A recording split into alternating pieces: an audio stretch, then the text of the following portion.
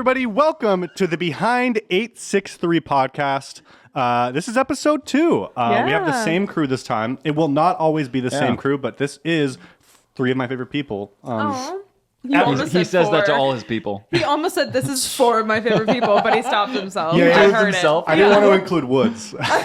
I am one of my favorite people. Yeah, but not Woods. Not Woods. So I just played footsie with Samantha on accident. Funny, whoa. You guys gave us a lot of great feedback on the first episode, and you guys seem to really enjoy it. We fixed a lot of the issues from last week, so the sound quality should be a lot better, even better than it already was coming out of the gate. Woods is hitting me with this creepy I'm smile. laughing because there's so many comments in the last podcast that were like, I just love the way Matt looks at Woods. And they have no idea I'm looking at the recording screen past him. Oh, they just think you're like endearingly like. And Woods just looked at me like, what are you looking at? That's so good.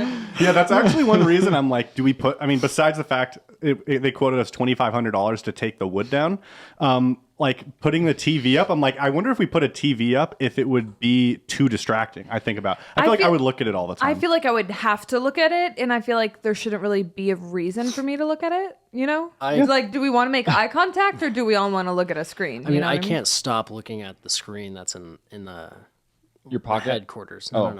It's a pretty big and super bright and nice screen, so I see why. Yeah. But in the meantime, we're running on what we got. We have some new stuff coming in. We got new cameras, so hopefully it looks a little bit better. It will look even better once we fix one of the bulbs in here, so sorry about that. But we got those cameras. Never apologize. Sorry, it's your guys' fault. I'm going to gaslight all the Sorry, viewers. it's your fault. It's your fault. They probably wouldn't notice unless you said something. Honestly, we could have, I'm sure with all of these viewers, we could have just produced a podcast digitally and they'd have been just as excited. Yeah. But that's But not we try something... to go above and beyond. Above They're and paying beyond, us. baby. I was just laughing because it's like traditional, like amateur YouTube for your first video to be like, you start off and be like, hey guys, I'm so sorry for everything. All the bad quality, all the sound. I'm Everything so sorry. sucks. I'm learning still. Learning still. So yeah, we're still, sorry, I had to move it over here so you could see my face. We're still figuring it all out. This is the first podcast for the studio. So today I just kind of want to, start off a little bit more casual. And like I've decided we're going to lean into just basically talking about season 2 stuff, right? Yeah. Okay. What I want to do is just like, what are we shooting this week? Talk about kind of like what you guys are doing. Naturally, what I do on shoot weeks is just film you guys shoot. So I have less to talk about, but excuse me. What are you guys doing? I know, Woods, you just did something super sick, by the way, with that pencil. Mm-hmm. That's going to be the thumbnail for one of my videos. So Where'd you put it?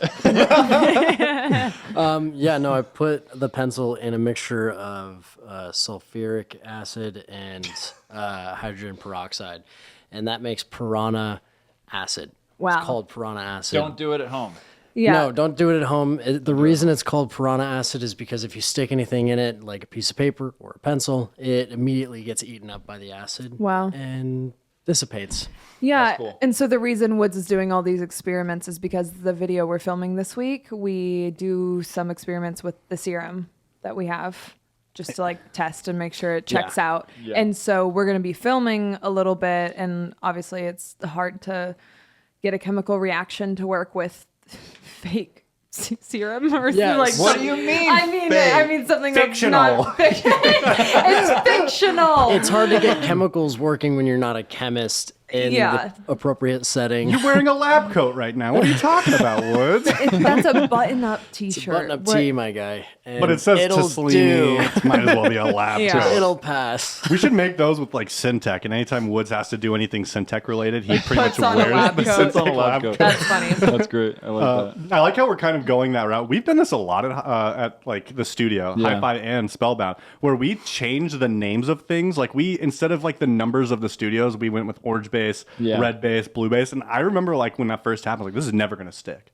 You know what I'm saying? This is never going to work. This is never going to stick. And I feel like we're doing the same thing now to like, because it works. Eventually it sticks. And then the audience starts saying it too. But because so many people in the audience are calling it, like unjustly calling it all fake, we're like fiction, fiction, fiction. And we only say fiction, and we make sure that like they know, because it's going to work. Everyone's going to just start switching over to calling it fiction. I think most people do. I think it's only like, it's predominantly the young audience that have like a smaller yeah, set. smaller vocabulary that, you know, that, or they're also like a very small minority of people that are just angry Still. and they just want to hurt, but it's Angry? very small. Yeah. Very small. Yeah, that's Nothing just to concern yourself. There's angry people? No. Oh, there's angry people everywhere There's with everything. There's always angry people in the world, Woods. there's people still angry about like channels from like 4 I years feel ago. like you're just now realizing some people in this world don't like you. He's like, what? He's like, I've never even Never seen met a one person who doesn't like me. every YouTube comment's always positive about it too. So he's just like, what do you mean people are angry? People That's are weird. upset? There are some negative comments, Woods, and you just don't go into spam filters. And I set all the spam filters in such a way that will make it so you protect feel me. good about yourself. Yeah. I see them. You think I'm joking? I see them Not all. specifically you, everyone. You know what I mean? Like, yeah. you don't want No, noise. I mean, It's just noise. Is this one about me Noise. too? No. I don't add one specifically about people. It's just pretty much all obscenities and any Yeah. sort of negative Blocked words. sentiment. Yeah. Yeah. Oh, I is mean, I've blocked. seen those. I've Yeah. seen those. Those are funny. No, you haven't. They're blocked. No, but a lot of them are like negative On mine. obscenity and then Woods. They're targeted at you. They're very targeted. Woods has a thick beep. That's pretty much what it all is, dude. No, I don't know. I'm sure if we went through the negative comments right now in the More spam than filter likely, yeah. and just searched like Woods, I don't want to. I'm kidding, I don't I'm want kidding. to. I don't want Pulls to. I'm like, You I'll should. pull it up. I think that might be a funny Yeah. video to do. Oh gosh, Yeah. reacting to hate comments. No, because then Sauces. you just get more of them. yeah, That's how it works, right? Because all the people that put the negative comments are the people that are trying to get attention. And you're And so, affirming it, like, yeah. you affirm and you give them that attention, then more people are to be like, oh, that's how I get attention? Sick. Yeah. You're beep, beep, beep, beep, beep. And they think it's And really that works funny. for some people, like Jake Paul and stuff, where they're like, they address all of the bad things, none of the good things, in order to get more bad things, because Right. people are generally more bad than good. And I don't like Yeah. saying that, but It's it's true. you have to actively be good. You can inactively be bad. You know? No, I mean, I've definitely Very true, seen. yeah. I've definitely seen a lot of hate comments. I mean, I will say, like, I don't see a lot of like negative comments towards myself. Thank you for that. But I've don't seen do them. anything I've about seen them that. That's directly. natural. I've seen them directly for you, Catherine, and like Patrick. Wait, are you talking about hate comments and calling people out Yeah. specifically? Well, yeah, Sam, I specifically. see a lot of I hate see a comments lot about of you. hate comments I mean, about There's a Sam. lot. Yeah, there's a lot more about Sam and I than there is about Woods. That's just fact. And I would say Yeah. I want to differ from like hate, also inappropriate. You know, Well, like things yeah. that negative. Two different things you don't wanna categories. Inappropriate see. too. I agree. Yeah. But like, I mean, I've got a lot of inappropriate comments for sure. But like, Yeah. He's just gassing himself up. So Yeah, I mean, people really say a People lot are of. just really love my body. They It's- say a lot of intimate things about me that can't quite make it on YouTube. I have to upload that to a different website, I guess. well, I was just gonna put in my 2 cents on the fact of like I've watched people deal with it, and it sucks. But I would agree that the best way to deal with those types of things is to ignore them. Yeah, right? Yeah. Yeah, It's like for that's sure. exactly what they're doing. Is they're looking for attention and they're looking away. Which isn't from, that sad? Yeah. The best way to It's deal with very some of these sad. things is to just act like they don't exist, but that still hurts you and it still gives But them that's, the that's the thing It that almost depends. doesn't exist, right? Because like, if you weren't putting yourself out there, not to just run over what you were going to say. No, go ahead. If you weren't putting yourself out there where someone can comment on every single thing that you can do, there would be no way you'd ever see those comments ever. Yeah. So they almost Yeah. don't exist.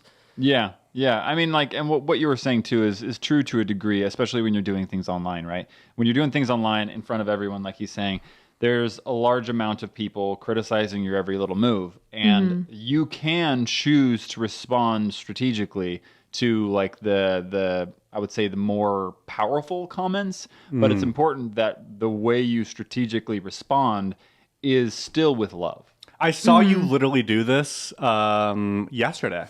I looked at the YouTube Studio app on my phone, and I had a notification on Behind 863 that We Are 863 commented on someone Oh, else's I know. post. Sometimes I I make was the laughing. mistake because I thought I was in the Behind 863 account, but I was in the We Are 863 account, so I okay. commented on a Behind the 863 video. I was like, interesting promo, bro. Like, That strange. cross pollination. He's like, we're gonna get this viewer, we're gonna convert him, and he's gonna come to our channel. Okay? Yeah. But he said something about like, something just being salty for no reason, and Matt was like, hey friend, like, hey brother, Hey, like, pal. that's not true, and like, here's why, LOL, you know what I'm saying? And I was like, yeah, that like works. You Yeah, know? I think that's- because then they're like, oh, I'm sorry, I didn't know you were gonna see this. That's the most important thing is to like, in Christianity, what I do my best to practice is to ensure that we recognize that people aren't the enemy, they're the battlefield. You know what I mean? So it's like, Quote. The enemy is Satan. I didn't make that up, right? I didn't make that up. I didn't say you. I just said quote. But Yeah. it's like, it's He's like, important. I'm actually the yeah. founder of Christianity. God.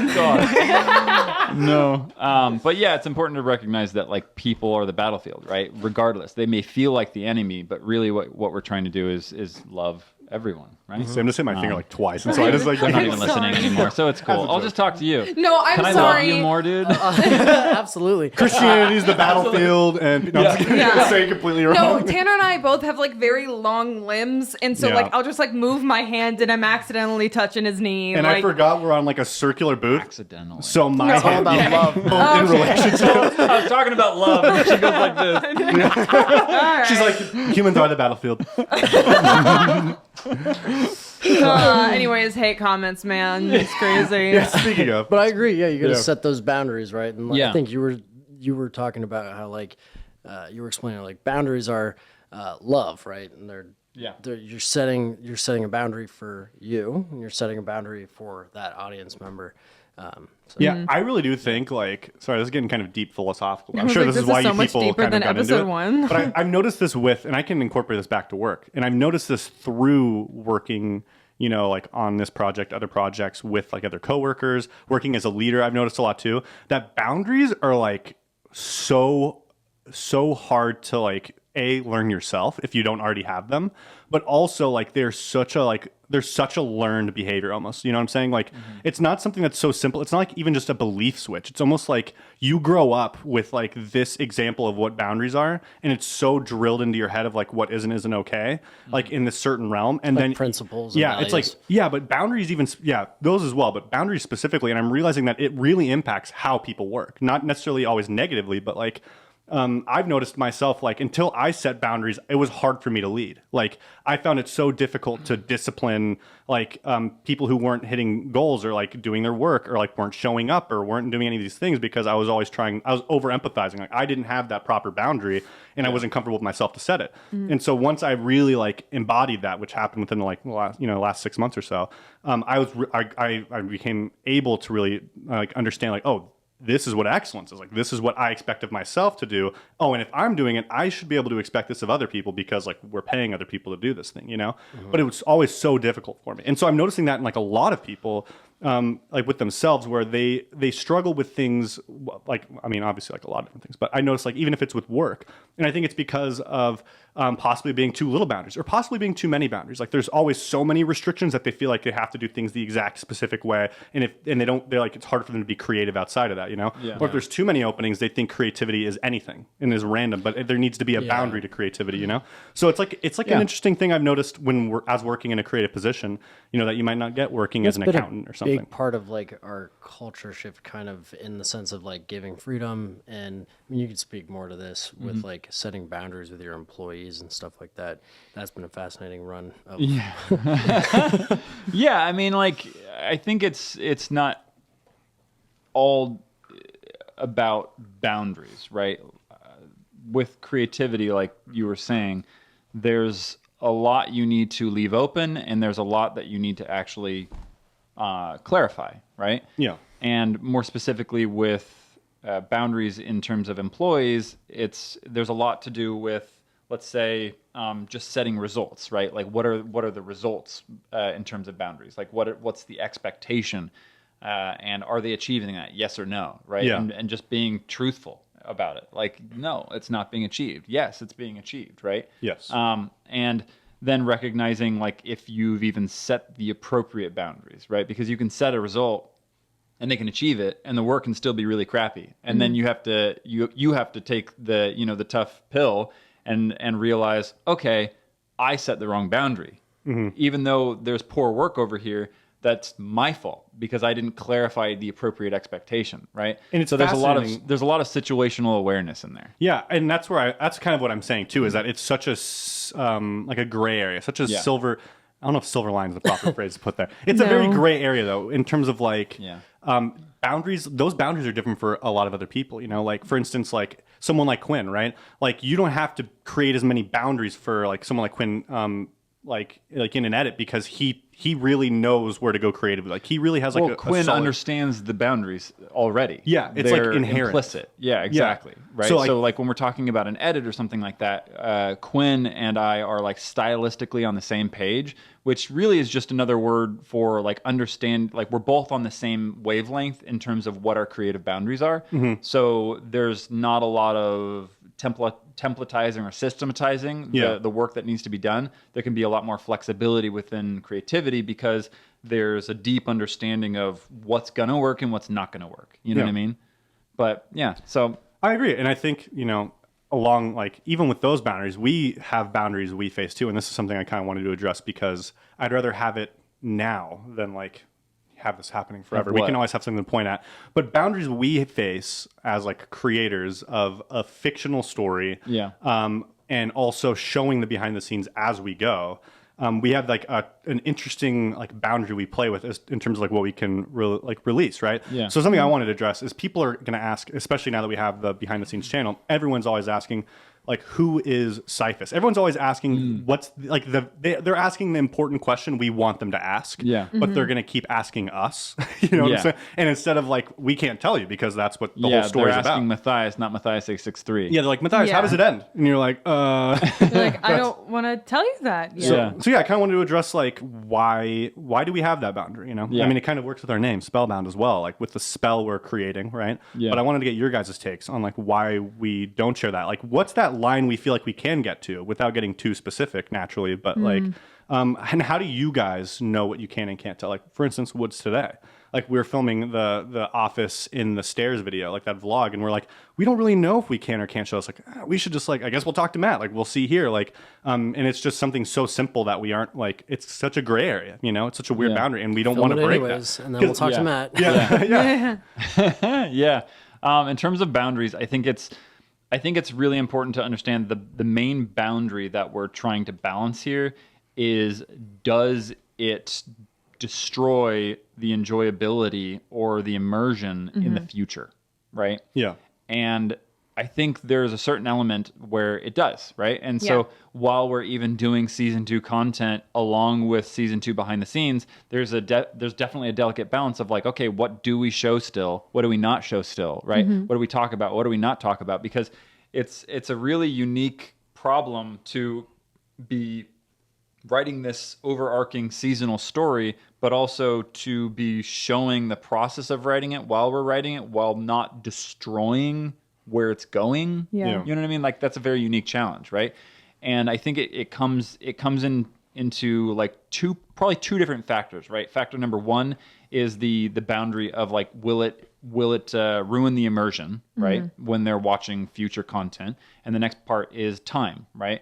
Does it reveal something now that we're trying to reveal later, right? And so, for instance, understanding who's behind the mask is a great example of that, because if you understand who's behind the mask, if you understand who's playing Deb, that may reveal things in the story later, right? True. Like, let's say, for instance, if I don't want to ruin any theories, even though they're wrong, so I'm gonna just jump out. Perfect example. Because I still want people to theorize, even though I'm going to intentionally say something that's not a part of our story. Sure. So let's say my dad is Nelson Syphus. Sure. This is not because I haven't seen that theory. I haven't seen that theory. True. So I'm not ruining anyone's like party here, hopefully. Yeah. Let's say it's my dad, right? If we were like, yeah, my dad's playing a masked character, then everyone's going to be like, oh, well, does that mean he's your dad in the story?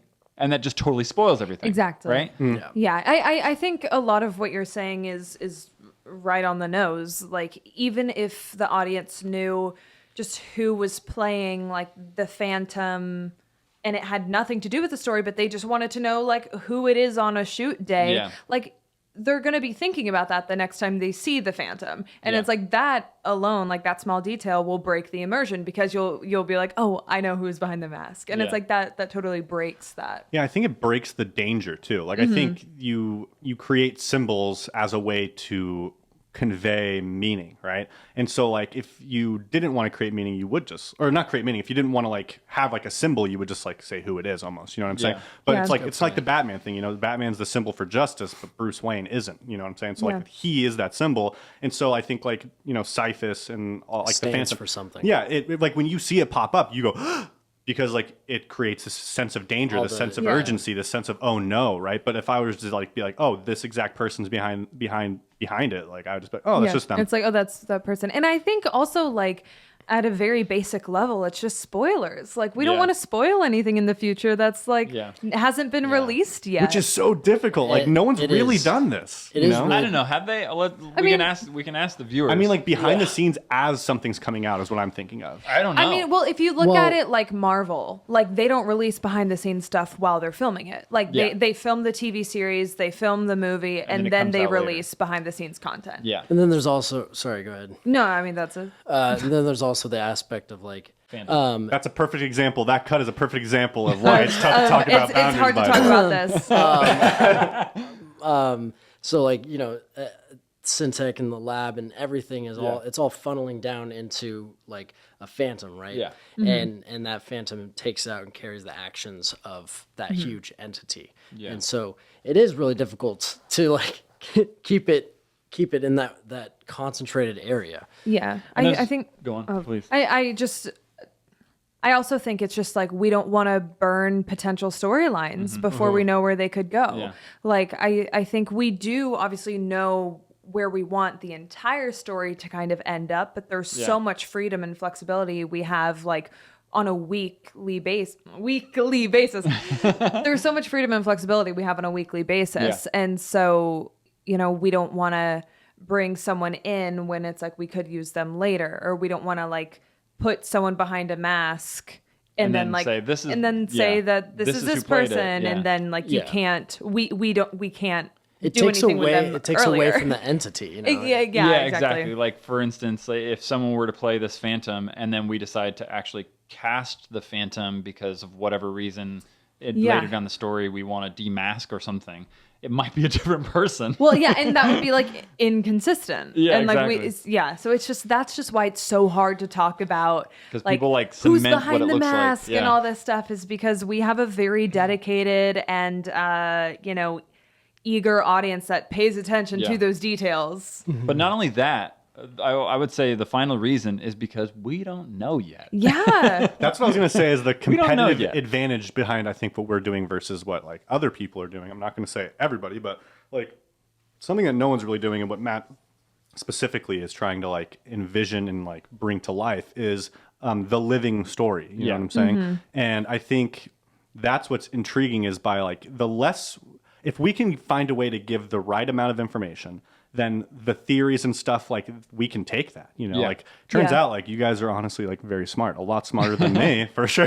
So you guys are coming up with super creative and interesting ideas. And like, we might see that and be like, this is way cooler than what we were planning. Happens all the time. Exactly. Happens like almost every other day where I'm looking at a theory and I'm like, thank you. You solved the piece I couldn't figure out. Yes. It's like, oh, that's a much better direction. Screenshot that. I'm going to put that. We're going to talk about that in the writer's room. Then we're going to make that canon. Yeah. And that's happens all the time. And they don't understand it. Like Subject 4 has no clue. Like they're saying things like, oh, I'm thinking maybe it's this. And we're like, yep, that's it now. And they're like, and they just don't even know. Like they'll never know until they see it happen. And they're like, they just think they were right. What's interesting though, is there are so many awesome theories, but not one has been right yet.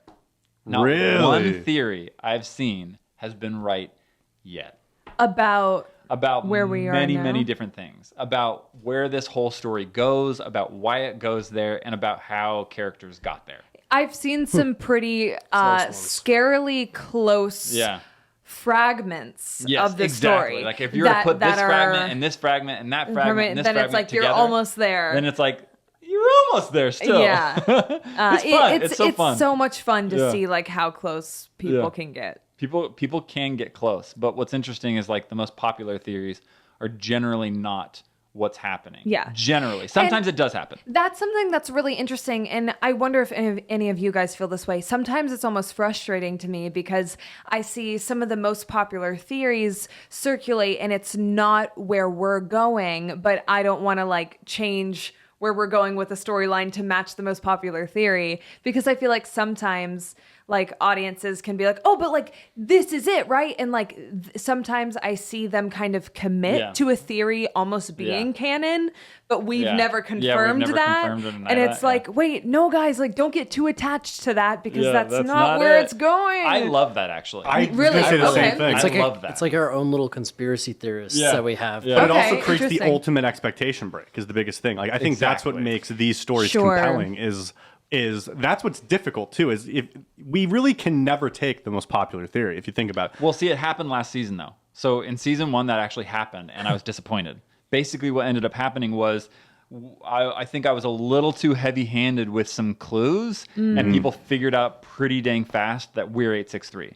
And then when it came, it wasn't really a big twist. What was the twist, which surprisingly happened after the fact, was that they were all subject 4. So that still blindsided them, right? Yeah. But the fact that we were all 863, they put together like a couple weeks before, and that's why I was like, let's get these videos out because they know what's coming. And that was like a disappointing. It wasn't disappointing. Like they're just like, I gotta be really, really like light with the clues because people put it together. Those things rise to the top, and then everyone's like, "That's it."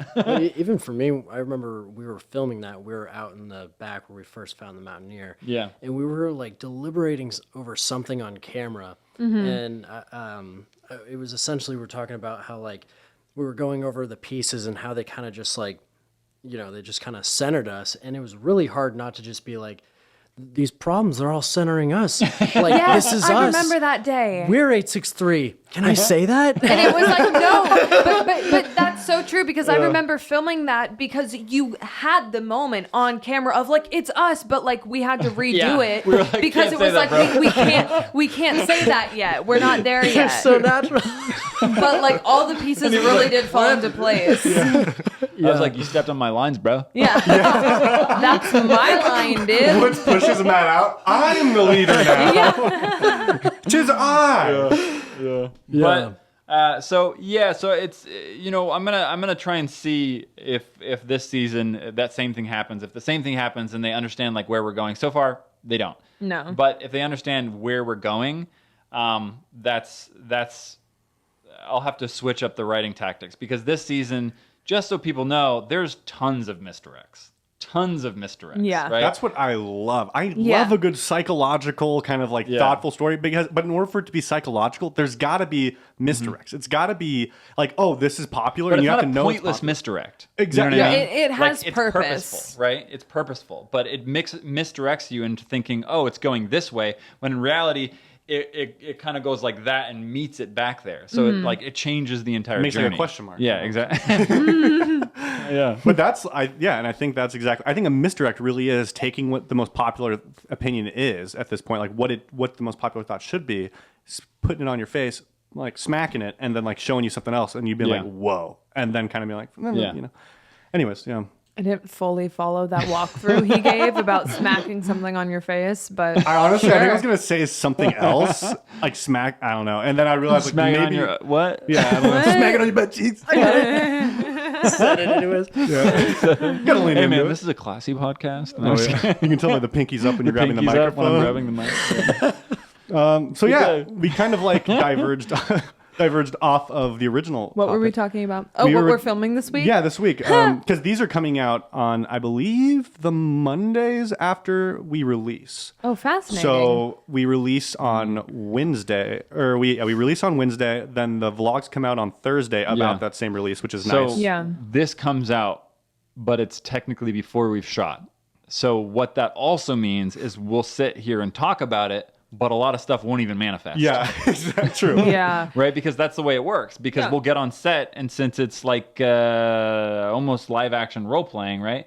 There's this element of, okay, we're planning on saying that, but then we might get on set, forget to say it, and then incorporate it into the story later, or go on set and be like, We need to this didn't shift. really work, or we need to pivot. yeah, exactly. But I mean, just general sense of what we're filming this week is we are picking up in Matt's car on our way back from breaking into the RV. We're going to be looking through some of the stuff we found in said RV, still fighting a little bit. Yeah. And like experimenting with the serum and potentially breaking up with each other. yeah. We're breaking up. Potentially. taking a hard break. Wait, so we're going to the RV again? No.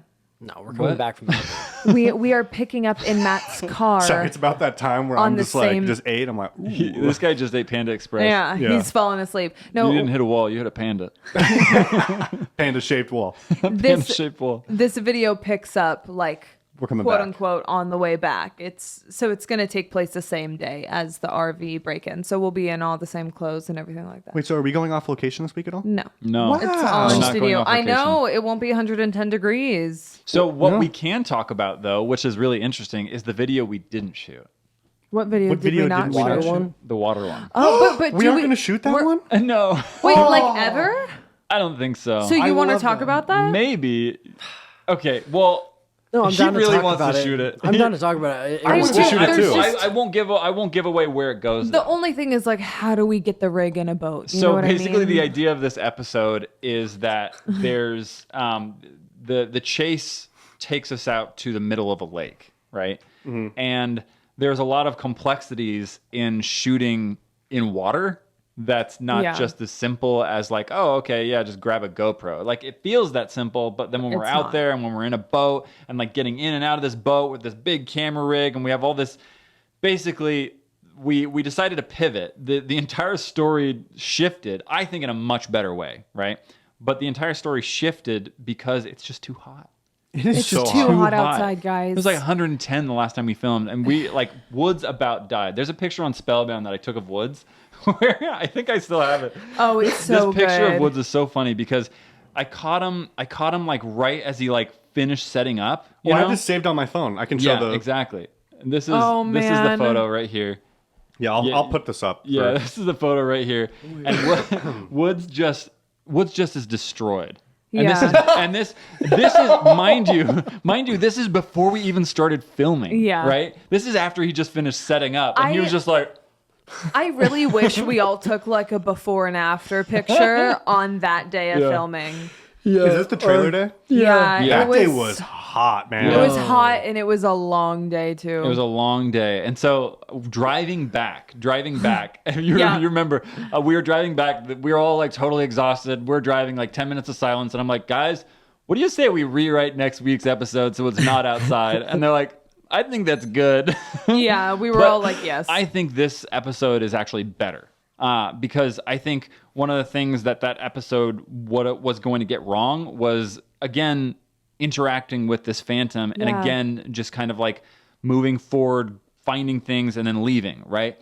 I don't think there's a really good beat that comes after collecting the serum as opposed to this video that we're about to film, which is much more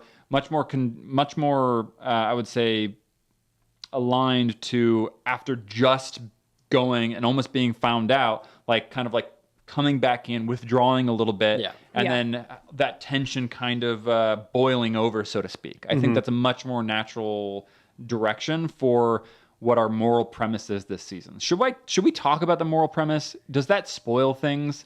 I think we should talk about it later.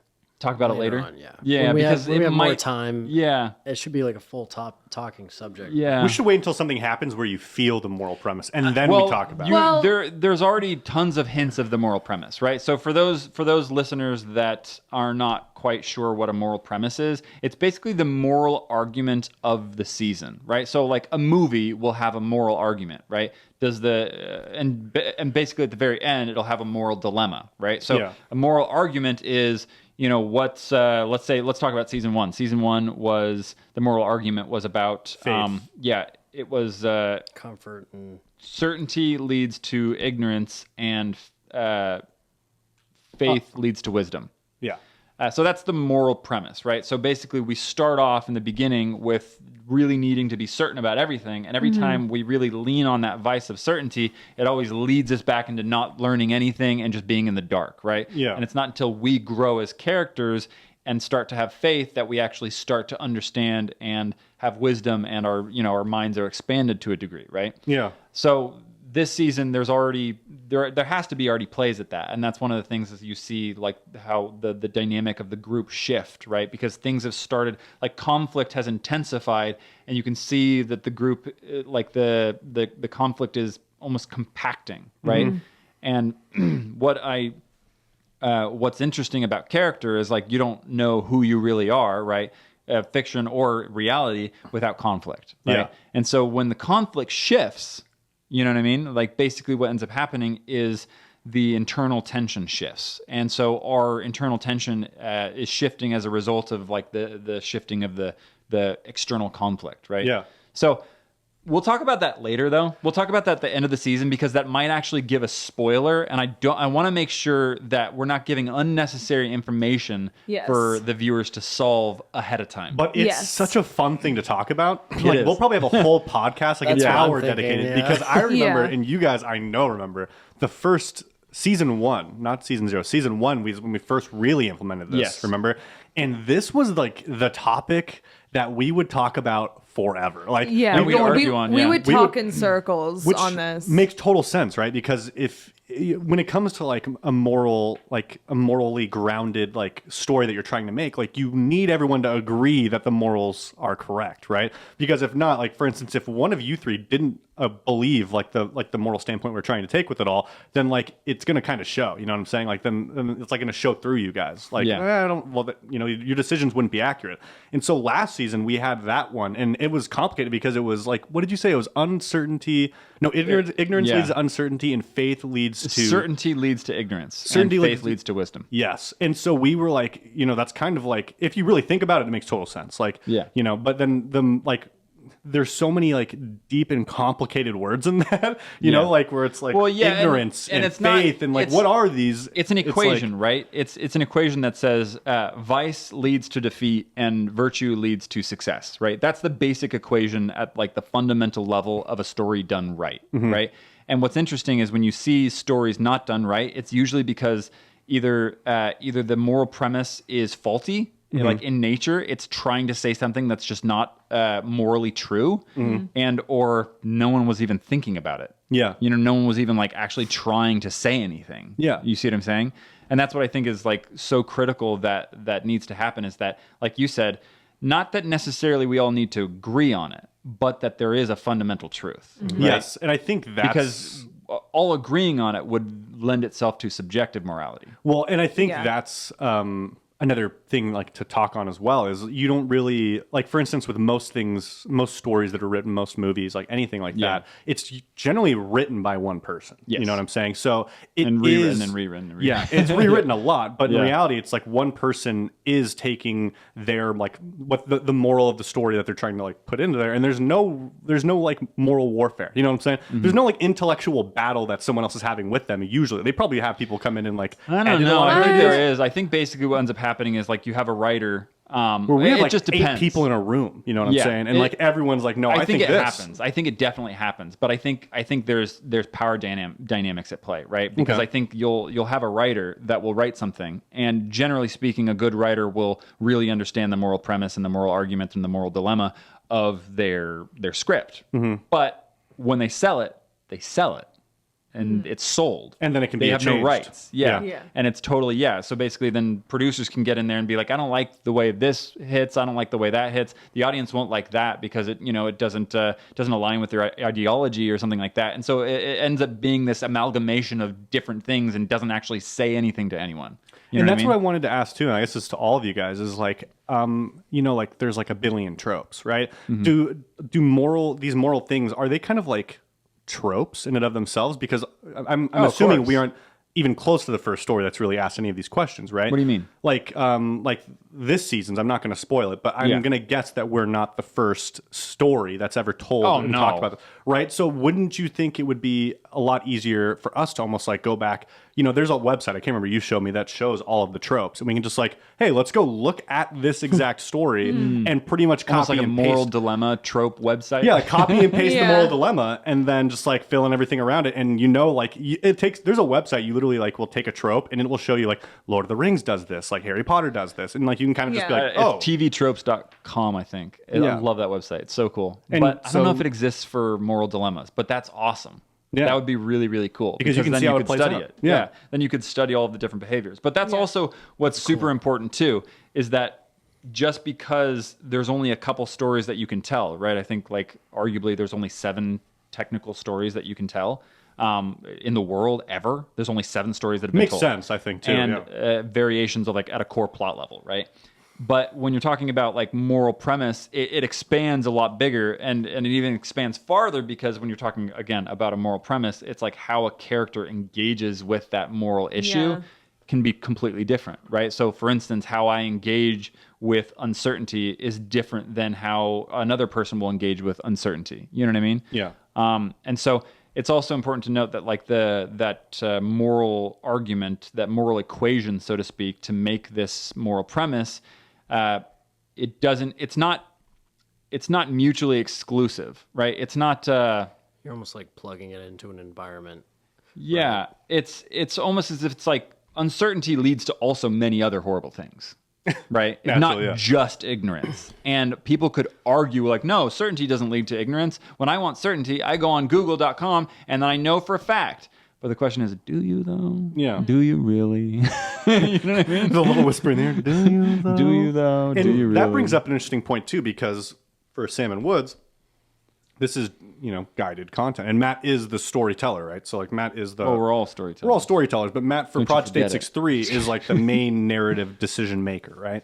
So when we go into guided content, generally, we obviously aren't scripted, we're guided, right? But we do try to like make sure you guys touch on points and lean into certain ideas on a lot of things. Sorry, that was a cut because I almost spoiled this moral premise. Dilemma. I was like, I said like he the first was half about of the to go word. into like the examples, and it was but like, no. Do you feel like we you really identify do you with- identify with what you act on? Not always, but and this is gonna sound so watered down, but like that's why it's acting. And I totally understand it's much easier to act when it's something that you do identify with. And so when it works out that way for an episode where it feels like, Woods and I like are directed in a sense that's a little bit more in line with who we are as people, like that always feels the easiest and the lightest, because it's like there's not much extra thought that has to go into being ourselves. That's something that's obviously very special about playing ourselves in a fictional world. Is like we are Sam and Woods and Matt, but we're Project 863 Sam, Woods, and Matt. And so I don't always identify or agree with what Project 863 Sam is saying, but I understand where she has to go for the story. I give that up to you. That would give me like, I am not able to really like look at myself from the outside, like action wise. Like I think about my own thoughts a lot. That would probably give me like a personality disorder, I would think, because it's you, but it's not you, but you're playing what you would do if you were in like this world. And it's like, it depends though. It really depends. And I mean, honestly, I feel like the only element like what you're describing that like is like is sometimes when viewers are like, why did Sam do that? That was so stupid. And it's like, but Sam didn't do that. Project 863 Sam did that. Like that like wasn't me. And so I know that we've had shoot days where we've had to stop in the middle of a scene for Woods and I to like look at our little beat list to be like, wait, what's our motivation here? Because it isn't in line with what we would normally do, like in real life. Yeah, it's funny too, because like the whole first part or the whole season 1, I strayed away from using the word acting, just because like I don't know, it just didn't. It doesn't fully feel like that. Right. It felt like pretending, right? And I agree. Like our moral premise within the story, it definitely differs depending on the character. And like even season 2 now, like I would say I relate more with what season 1 Woods, and stop me if I'm saying too much, but I relate more with what season 1 Woods was advocating rather than season 2. Yeah. Like I'm like, what you said about like what you already set your principles in as a person, and then bringing those principles on camera as to offer them up as a character is really easy. But like it's very easy to do. But like this, this season is going to be a little bit more challenging, and it's going to get more challenging. And that's the thing that's really important. As the entire mega story evolves, you guys are going to be completely different people, right? Yeah.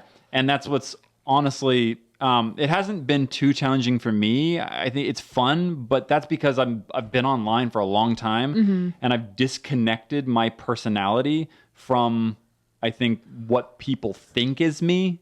Yeah. Does that make sense? Yeah. You put out an alter ego. Yeah, I put out an alter ego, right? And so like I'm not right now the people out there that think they know Matthias versus Matthias 863, like you don't even know me really at all. You know what I mean? Like, because Matthias, of what everyone is used to knowing, I already know is just a figment of everyone's imagination, right? It's just this thing I've constructed presence. Intentionally or non-intentionally is that I manifest as a self for other people. You know what I mean? Yeah. And so it's like, when I go home, I'm a different self. When I'm doing my like morning routine, I'm a different self, right?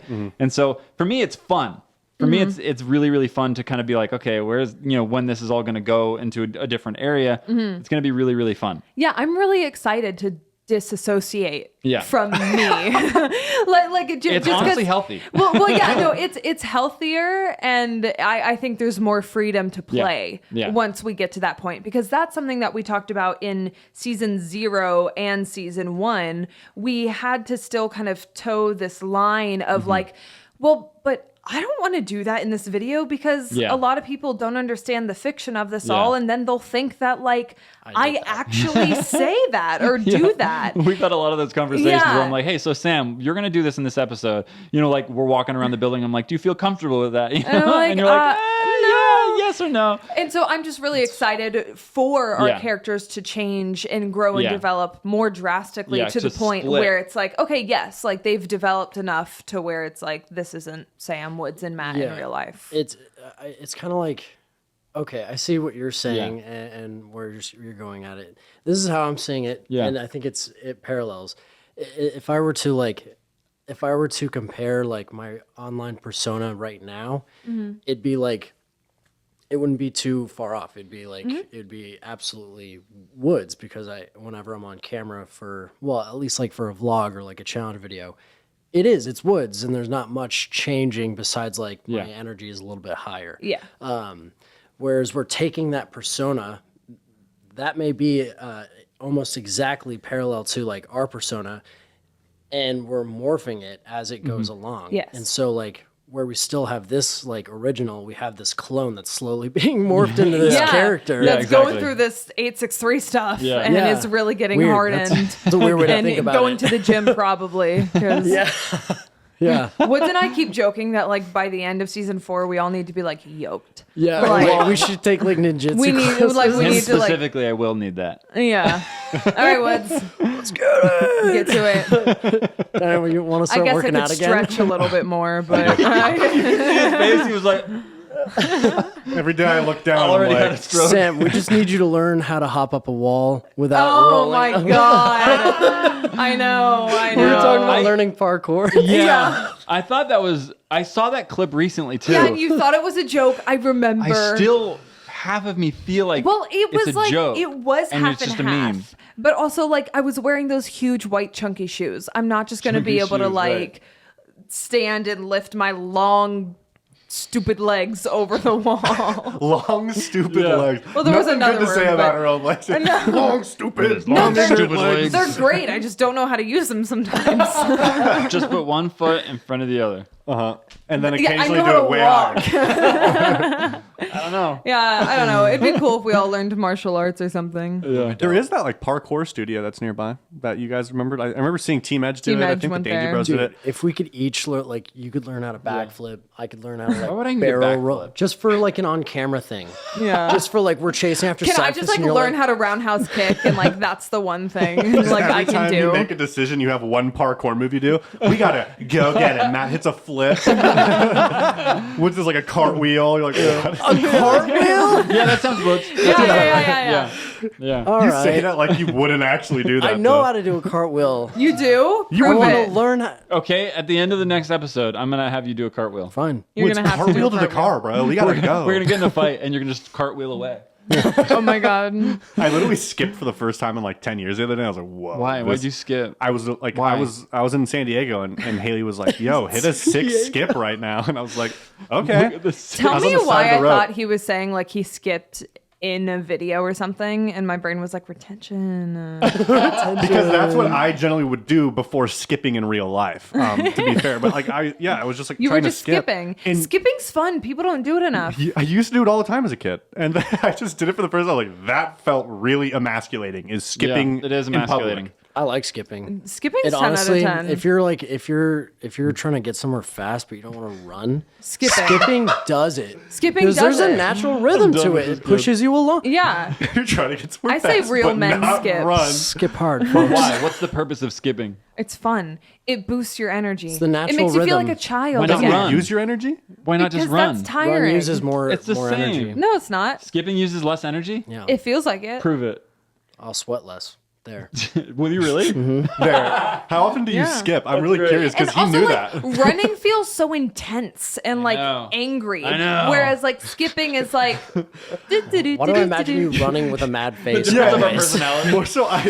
More so, I'm thinking I've never seen someone skip angry. You know, imagine someone skipping really upset, like someone just like stole a dude's wallet. And he's like, "I'm gonna get you," but I'm angry. Run! I'm gonna skip. And he's like, I love how the Let's have the backstory. Very good. "There it is." I went straight to running He because was it's running natural. so- But skipping is get back here. Yeah. No, it's like dun, dun, dun. It's Yeah, one, it's like two, right- one, two, It's like one, trotting. two, It's one, the two. equivalent of like fake riding a horse to go get someone. It's like, "I'm gonna get you." There you go. Wow, that looks stupid. I got to see it in person now. Oh man. Well, you know what, Anyways, guys? It's been skipping. 53 minutes. I'm sure that's enough of it. It's Sure, been we should- so fast. 53 minutes and 49 seconds. So yeah, I think you guys have heard enough of our voices today. Make sure you guys go check out all of the other content if you haven't already on Spellbound Plus. Please go leave some topics in the Behind 863 topic Do it. so that I can use you, because you're smarter than me, like I said earlier, to talk about things on the podcast. If you guys want to see more other people on the podcast, let us know. I think More it'd be other great. people. Sorry, I'm More really other like... people. It's okay. Panda Express. I want to bring some other people on the podcast because I think it'd be fun to like hear them talk about like Chanel writing. Like I think that'd be so Yeah. interesting, I like would what love to she does see with Chanel writing here. and like how she kind of like plans everything out. Like she's like, you know, like a master of the lore with all this stuff going on too. And we have plenty of other people. Bailey does literally everything. You know, Kevin's side of it. Quinn doing all of his stuff. I think there's just a lot of other cool, fun stuff. So let us know what you want to know. And we'll wrap that up. Thank you guys for watching. We'll see you next time. Say bye, everybody. Bye.